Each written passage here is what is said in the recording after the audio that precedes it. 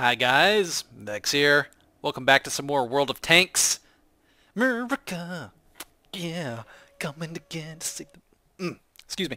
Hi. Hi. You'll notice all my kills this match are German tanks. We had a fun little confrontation battle, and the Germans had a bad day. I think they still had a chance to win this. Because the VK series of tank is, I think they're pretty good vehicles. I mean, this guy on their team certainly, you know, these guys with their Vechs and the Jagdpanzer 4 is a good tank. A lot of times I think maybe the matchmaking isn't so good in confrontation battles, and it might actually get canceled or retracted, removed from the game until they can balance it better. From my personal experience, it seems like Britain always does the best because they have better armor than most of their tier counterparts. But anyway, let's take a look at this battle. I saw a strategy, and I just took the initiative to implement it, or try to. A very simple strategy of use the E2's armor and just drive at the enemy while my team came behind me. Alright, let's take a look at this replay. Alright, we're in the match, and I think we had... I just requested the M4s with the... I said in team chat before the match started, if the M4s with the 105 could follow me, because I kind of have a plan. Okay, now historically, while we're riding up into the battle, let me give you some historical info about the EZ2 here, with the sweet American flag and the Jolly Roger with the swords. The Shermans, yeah, I know, the Shermans are going to just roll over them. I figure we can mass our M4s with the 105, because they have the same gun as me, and yeah, they're all following me. The historical role of the Sherman E2, the EZ2, was an assault tank. The Allies knew, even before they got dedicated vehicles, that... I missed that. Oh, hello. I'll go back to my view. I'm not going to miss this guy. Oh, the Panzer. This is the toaster. Yeah, he bounces on me. One shot. Dead. Yeah. But the Allies knew they needed to take, you know, fortified positions. They needed a vehicle with heavy armor. Yeah, I'm kind of crapping on them this game. Just driving up like a beast. Beast mode EZ2. But the purpose of the EZ2 was to go lead the way, tip of the spear, be the vanguard. I think somebody on my own team just shot me.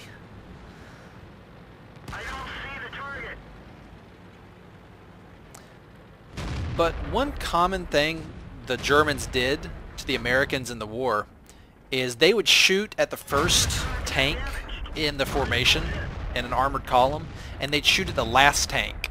And they'd knock out both of those vehicles so that the armored column would be trapped. They would shoot at the first tank and the last tank, so the tanks in the middle wouldn't be able to move around. They'd be trapped, or even just the first tank getting knocked out. They can't advance, and they're stuck, and they'd all have to reverse, and they'd be really trapped. So I'm being historically accurate right here, leading the way. That's what the EZ2 is designed to do with its thick frontal armor. And yeah, I even say this in all chat because I have nothing better to do while I drive up here. But it was designed, the frontal armor was designed to resist ambushes. And it did, once it got out in the field, it did so well that commanders and tank crew were all requesting the EZ2. Even General Patton himself wanted one, personally requested one, because they were so successful. And now historically they had 75mm and 76mm guns later on. I don't know how many of them actually ran with a 105, but I'm running mine with the 105 because I like it. Oh, get crushed. Get crushed. America. Fuck yeah. Freedom is the only way. Yeah. Poor Germans. So yeah, I finished this with pretty good HP left. I mean, I bounced a lot of shots. That toaster shot me and bounced off my front armor. But this thing has better armor than the Tiger. It has better armor than the T-29, actually. At least, especially the hull, and I believe with this turret and gun mantlet here, I've got a total, with the mantlet and turret combined up the front, I've got about 250 millimeters thick frontal armor. So it's very impressive armor for a Tier 6 vehicle. Especially one that, I mean, yeah, the Easy 2 is a little slower than the Sherman, but no. I'm just sitting here talking and it kicks me out because I forgot to pause it. That's why I always pause it at the very end. It kicks me out. It just terminates the replay. So I just restarted it again so I can talk, and I mean, why not look at this awesome tank a bit more in the sun here.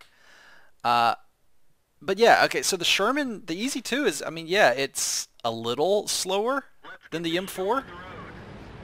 It's a little more ponderous, but for the sheer massive amount of armor this thing gains, I think it's an amazing trade-off. I mean, look at me going here. Do I feel that sluggish? I mean, there's an M4 behind me. He's catching up slowly. I mean, yeah, the M4 is faster, but just everything. I mean, so much stuff is going to penetrate the M4 that's just going to bounce harmlessly off me. I will take the armor every time. I mean, yeah, he's faster, but for the trade, I'll take the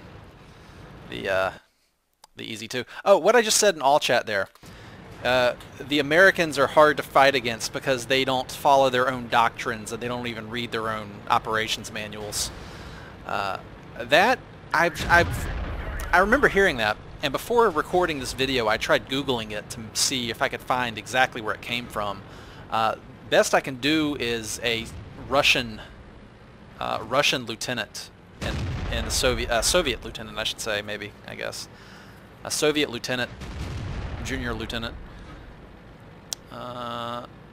He said the Americans were just perplexing and hard to fight against because we have our doctrine and we have our manuals on how to do things, and then we don't read them and we don't follow our own doctrine.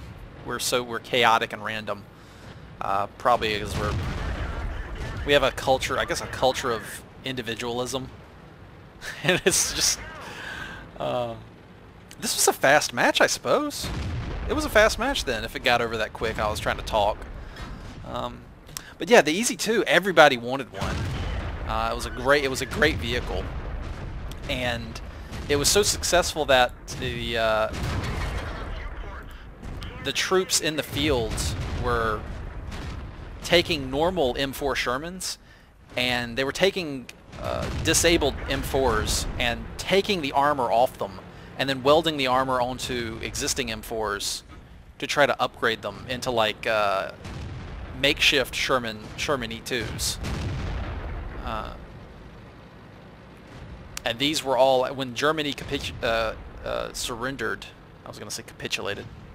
Yeah, I'm sure they made the same thing pretty much. When Germany surrendered, the field modified Shermans that were made into like field E2s were all packed up and they were going to get sent to Japan, but then Japan ended up surrendering. But I just think it's fascinating that, you know, everybody wanted one of these things because it was finally, you know, because a big problem with the Sherman is that the German tanks would penetrate the Sherman, and then the Sherman would shoot back at the German tanks and it would just bounce off their armor.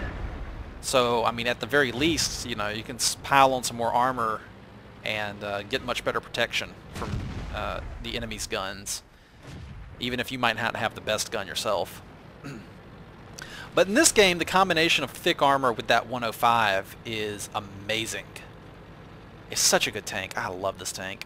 Anyway, so that's it. I'm going to pause now. Another awesome match with the Easy 2. I love this tank. I think this might be one of my favorite tanks in the game. just because it has enough mobility to where it doesn't feel like you're slow, and it feels just like, you know, just a slightly sluggish medium tank that just has tons of armor, and it's awesome. I love it. Look at that! Look at that lasting shot, kicking up dirt, charging into the German base, and I guess the poor Germans did not see that coming. You get it. You get it. Anyway, thank you guys very much for watching. I'll see you on the next battlefield, wherever it may be. And until then, go buy yourself an Easy 2. And take it easy. Take it easy too. Take it easy. Oh God, I'm making horrible jokes. All right, seriously this time. Take it easy.